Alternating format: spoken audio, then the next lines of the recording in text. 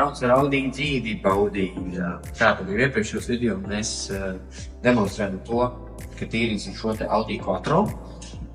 Un šajā video mēs parādīsim to, ko mēs izdarījām, kā mēs izdarījām un kāpēc tas bija jāpara. Kas tika izdarīts? No automašīnas šasijas, ieskaitot riteņu arkas, tika noņemta pilnā apmērā antikorozijas pārklājums, grubuļveidīgs pārklājums ar šūvju mastiku. Šo darbu visu mēs paveicām ar sausā ledus strūklu. Nevis ar smilšu strūklu, nevis ar ūdens strūklu, nevis ar sodas strūklu, bet tieši ar sausā ledus strūklu, kas ir CO2 gāze adasēta. Kas tika izdarīts? Tātad no pilnīgi visas automašīnas šasijas noņēmām nost antikorozijas pārklājumu, kurš bija ļoti noturīgs grubuļveidīgs pārklājums. Man ir daži piemēri. Lūdzu, tā ir šūvju mastikas biezums, apmēram tāds bija. Un šis ir pats antikorozijas pārklājums, kurš bija noklāts. Principā visa automašīna. Kāpēc no šīs automašīnas bija jānoņem vecais antikorozijas pārklājums, lai varētu atspoguļot automašīnas šasijas patieso stāvokli? Kas ir redzams šeit, kā arī, lai varētu atsekt automašīnas nekvalitatīvo remontu, kas ir veikts pirms tam. Tātad šeit.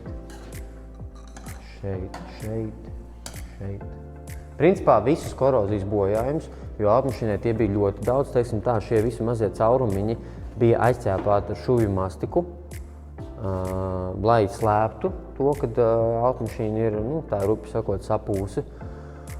Un automašīnas saimnieks nezināja patieso automašīnas stāvokli. Automašīnai ļoti nekvalitatīvi ir iemetināta kreisā arka, kas rezultējās ar to, kad līkumos ritenis sāk strīķēties pret spārnu. Un kas arī noveda pie tā, kad ir nepieciešams noņemt visu antikorozijas pārklājumu, lai pārliecinātos, kas tad vēl ir izdarīts nepareizi, nekvalitatīvi, kas vēl ir sapuvis.